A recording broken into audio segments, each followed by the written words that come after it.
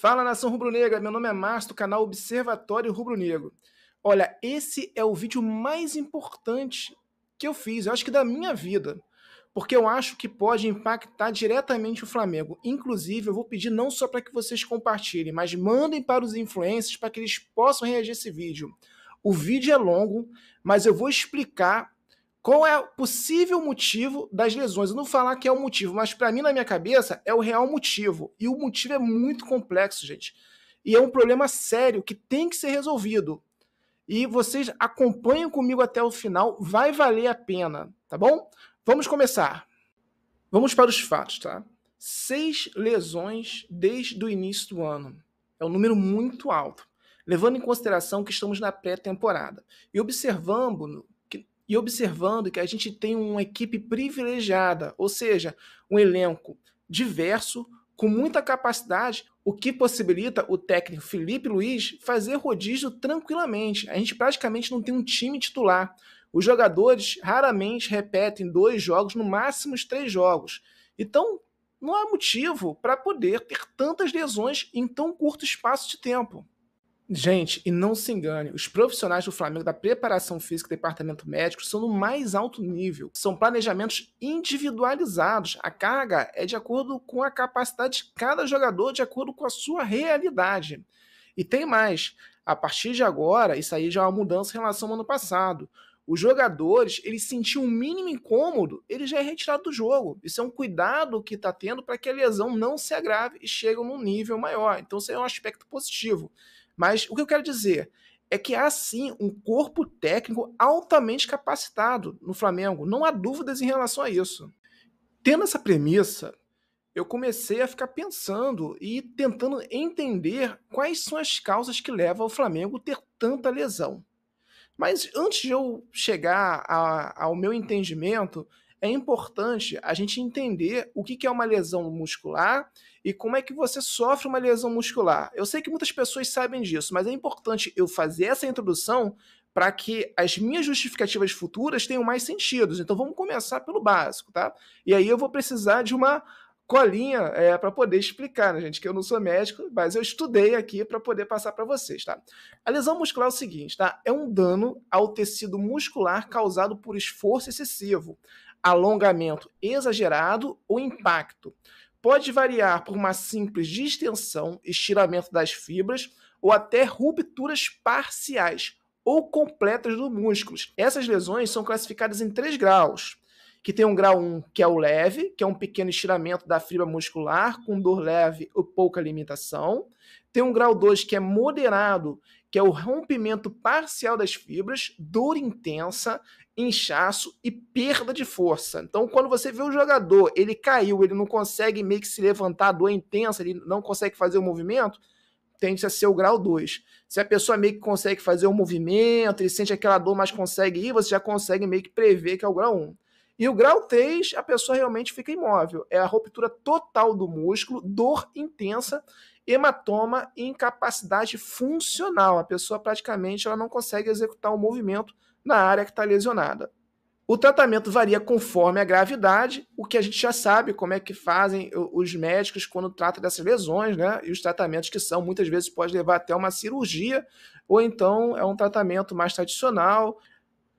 E quais são os motivos que pode... Esse que é o mais importante, gente, esse é o ponto importante. Os motivos que podem causar a lesões. Primeiro, sobrecarga e esforço excessivos, que seria movimentos bruscos ou repetitivos, além da capacidade do músculo. Exercícios intensos sem preparo adequado. Eu descarto essa possibilidade no Flamengo. Principalmente que a gente está no início de temporada, está tendo um controle e nós estamos tendo um tempo longo de pré-temporada. Então, acho que as coisas estão sendo bem equalizadas e planejadas. Então, isso aí, para mim, eu descarto. Alongamento inadequado ou falta de aquecimento. Isso aí é um ponto, né? Quando a pessoa vai entrar no jogo e não se aqueceu adequadamente. Novamente, eu penso que nós temos um corpo de profissionais que não deixa isso acontecer. Fadiga muscular. quando o músculo é exigido além do limite. Ele pode sobrecarregar e sofrer microlesões. Esse é o caso que eu entendia que ocorreu no ano passado, que o jogador estava tendo uma sequência de jogos sem ter tempo do músculo se recuperar. E o que ocorria? A famosa fadiga muscular, que tendia a ocorrer rupturas na musculatura de grau 1, grau 2, até mesmo grau 3, o que pode ter acontecido com o jogador Pedro. Traumas diretos, esse aí é o mais comum, isso é fácil de explicar, que realmente é um impacto, queda, colisão, a pessoa cai, então isso aí é acidente de trabalho. Técnica incorreta, realizar exercícios com postura errada pode sobrecarregar os músculos e causar lesões, o que eu também descarto no Flamengo. Falta de condicionamento físico, músculos fracos ou não treinados são mais propensos a sofrer lesões, nós estamos lidando com atletas. Então, eu também descarto essa possibilidade. Outra possibilidade, desidratação e desequilíbrio eletrolítico. Isso é interessante, né? Que nós estamos sofrendo uma alta de calor, né, no Rio de Janeiro. Então, de repente, isso aí pode ser um cuidado maior que as equipes devem ter em relação a essa alto calor. Mas é um motivo, mas eu não acho o motivo o principal motivo. Então, doenças ou condições médicas. Quando o atleta ele já tem uma predisposição, né, a ter algum tipo de problema. E realmente, alguns jogadores eles podem ter maior facilidade de ter algum tipo de problema muscular, e isso aí o time ele tem que conhecer o jogador e tomar os cuidados para que isso não aconteça. Por exemplo, o Arrascaeta ele tem que ter um tratamento totalmente diferenciado para que ele possa evitar ter lesões. Ele não tem a mesma saúde muscular que os outros atletas. Essa é a verdade. Gente, observando esses motivos, eu comecei a pensar, tá? O que não está no controle do Flamengo? Eu fiquei pensando assim, gente, poxa, os motivos ali, o Flamengo tem controle, tem uma equipe médica, eles estão fazendo exercício adequadamente, tem todo um preparo, a carga está adequada, o time está tendo rodízio. O que não está no controle do Flamengo? O que pode estar acontecendo que o Flamengo não tem controle? É algo que o Flamengo não tem como resolver, pelo menos de imediato. Isso é o que vem na minha cabeça, porque muitas vezes as pessoas pensam do que está sob controle. O médico não está fazendo o trabalho errado, o preparador físico está errado, os fatores humanos, onde a pessoa tem controle. Eu comecei a fugir dessa caixa. Eu fugi no que não tem controle. No ano de 2024, por exemplo, o que o Flamengo não tinha controle era a quantidade de jogos. Podia fazer rodízio, essa coisa toda, mas para manter o time competitivo, muitas vezes repetia os jogadores. E ele não tinha controle sobre isso. Podia ter controle, mas afetar era uma escolha de Sofia, uma sinuca de bico. E muitas vezes escolhia manter o atleta e acabava lesionando. Então isso aí foi um problema de 2024 que todos chegaram a esse consenso. Mas no início do ano teve uma série de lesões. E aí eu fico pensando, o que o Flamengo não tem controle? Então eu lembrei de uma coisa. Deixa eu pegar minha colinha aqui. Gente, 8 de fevereiro de 2025. O jogo Flamengo e Fluminense. Eu vou pegar algumas declarações desse jogo do Flamengo e Fluminense. O zagueiro do Flamengo, Léo Pereira, disse que dói a sola do pé e a coluna. Enquanto o lateral Fluminense Guga foi mais incisivo, acabou que o Thiago Silva sentiu as dores na sola do pé por conta do campo. Continuando, o Felipe Luiz comentou sobre o gramado e pediu para que a diretoria do Flamengo não economizasse. É preciso melhorar as condições dos jogadores. E também o Varela falou, o gramado está um pouco duro, a bola não está boa, quica muito. Estão todos os jogadores nesta mesma condição, temos que nos adaptar e jogar. Esse problema, ele meio que nos próximos jogos diminuiu as reclamações em relação ao gramado do Maracanã, mas nesse dia específico, todos reclamaram do gramado duro, superficial, eles estavam sentindo dores no corpo.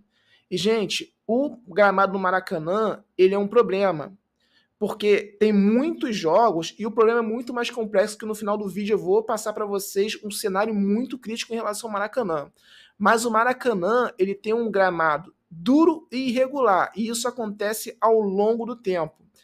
O Flamengo não tem controle no gramado.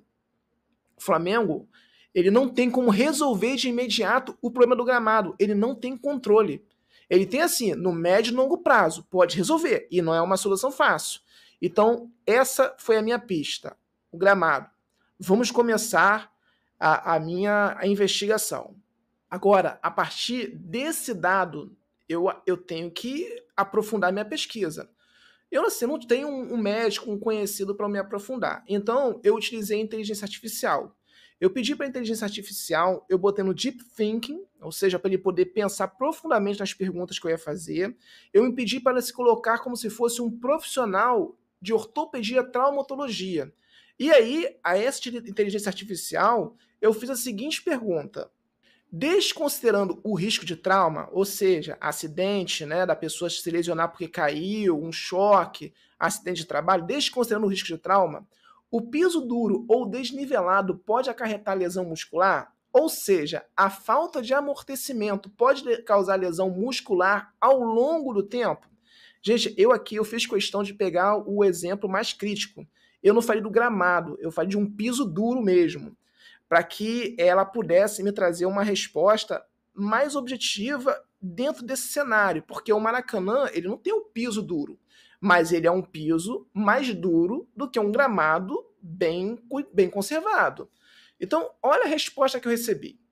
Sim, a resposta do ChatGPT. Sim, a falta de amortecimento causada por um piso muito duro, rígido ou irregular pode, ao longo do tempo, levar a lesões musculares, mesmo sem trauma direto. Aqui estão algumas razões para isso. Primeira razão, impacto repetitivo e sobrecarga.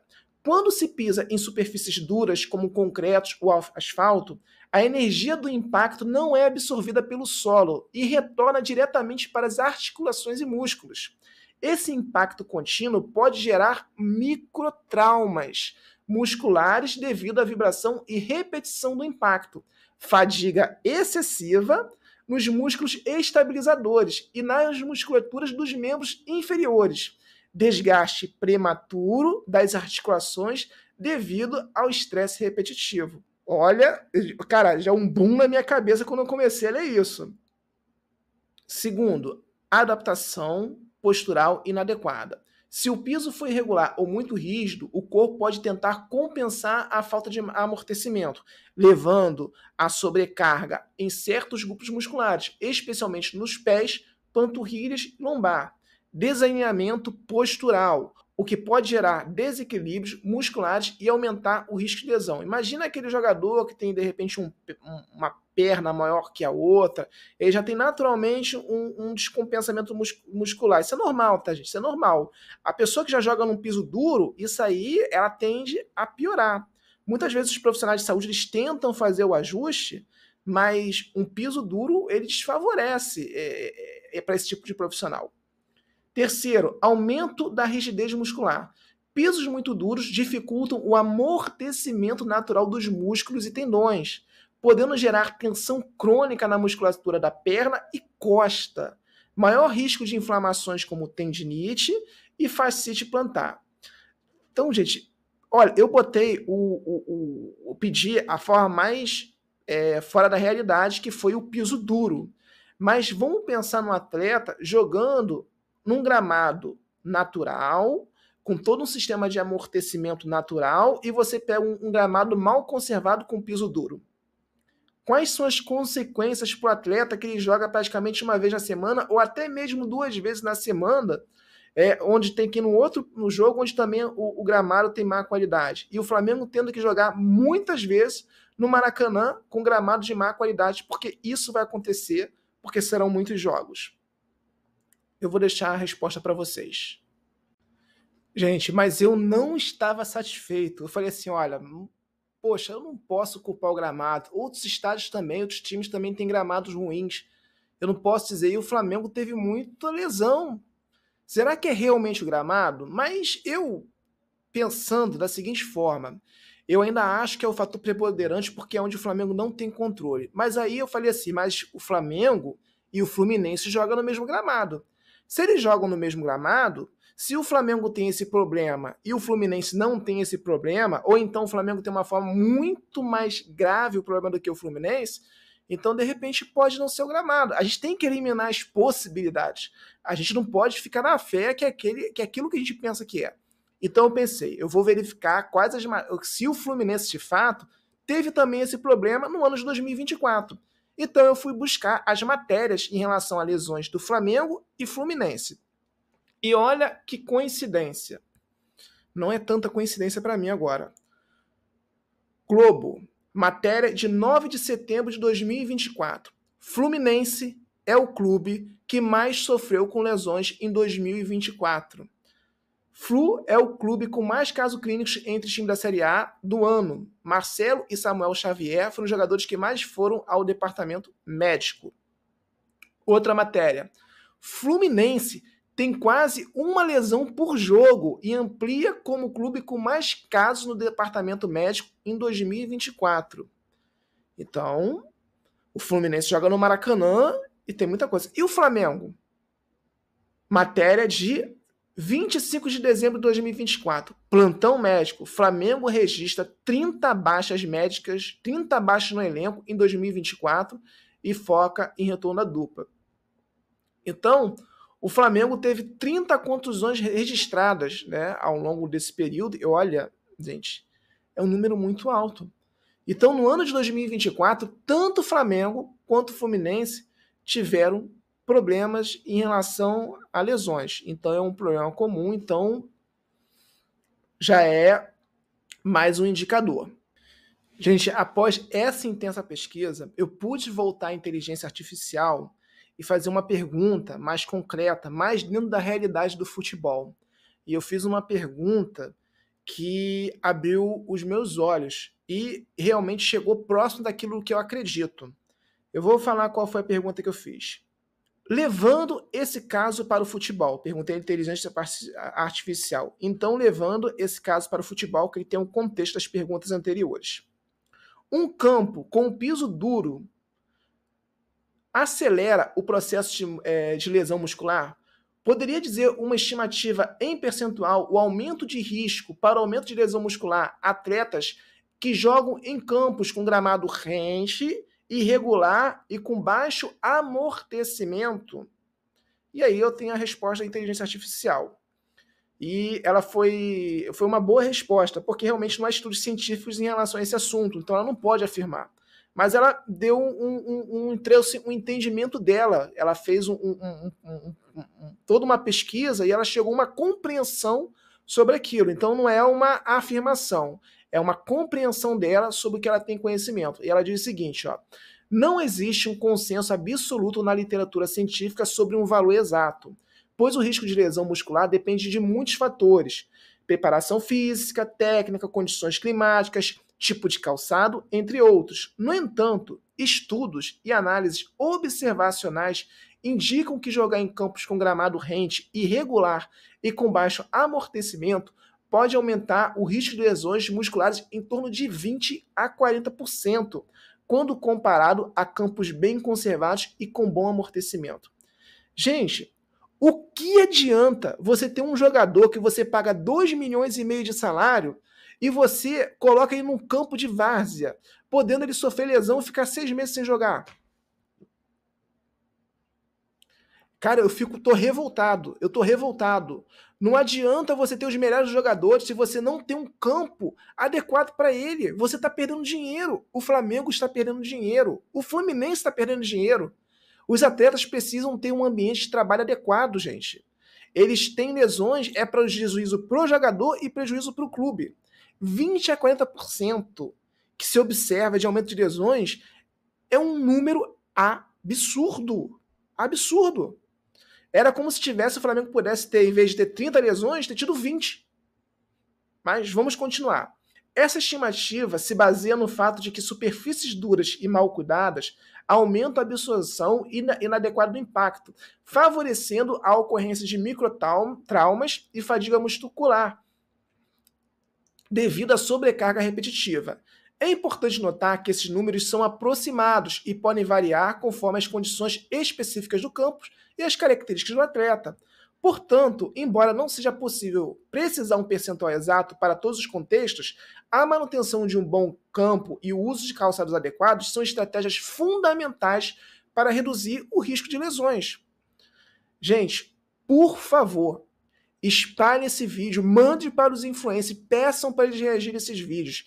É importante que se traga uma conscientização no investimento nos campos e nos gramados. E, como eu disse para vocês, eu vou comentar um assunto em relação especificamente ao Maracanã. Gente, em relação ao Maracanã, o Maracanã, para atender o padrão FIFA, passou por modificações que, infelizmente, parece que afetaram a qualidade do gramado. Primeiro, a parte da cobertura, que o gramado ele não recebe mais tanta incidência solar, e diz também que parece que houve uma necessidade de fazer o ajuste da altura.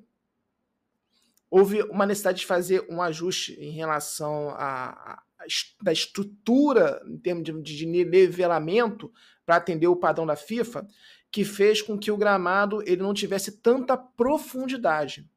Então parece, eu não vou afirmar, mas parece que para poder fazer um ajuste no gramado, tem que fazer um ajuste no Maracanã, que até mesmo pode afetar os padrões da FIFA, porque ele não vai ter o nivelamento que a FIFA exige.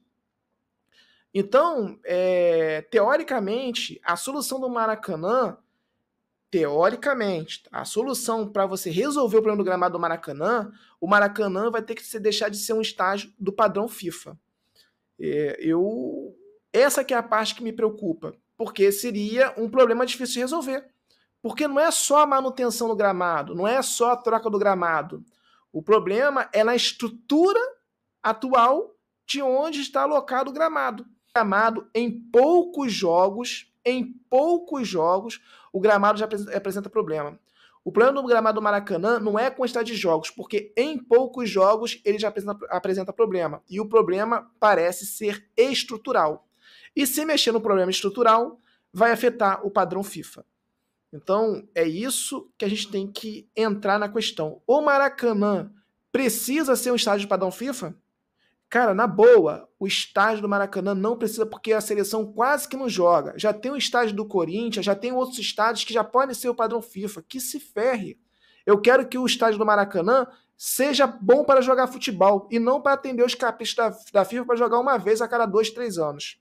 Então, sendo esse o problema, que deixe o Maracanã de ser um estádio padrão FIFA e realmente resolva o problema definitivamente do gramado. Então é isso, gente. Espalhem isso, compartilhem, manda para a galera, e peça o pessoal para reagir a esse vídeo, mas que esse vídeo alcance o maior número de pessoas possíveis, para que realmente traga em questão a solução do problema do gramado do Maracanã de uma forma definitiva. Porque o Flamengo gasta muito dinheiro dos atletas, tem uma responsabilidade com a saúde dos atletas, e os atletas precisam trabalhar em condições adequadas. Então isso tem que ser resolvido definitivamente. Beleza? Um abraço, espero que vocês tenham gostado. Até a próxima. Fui!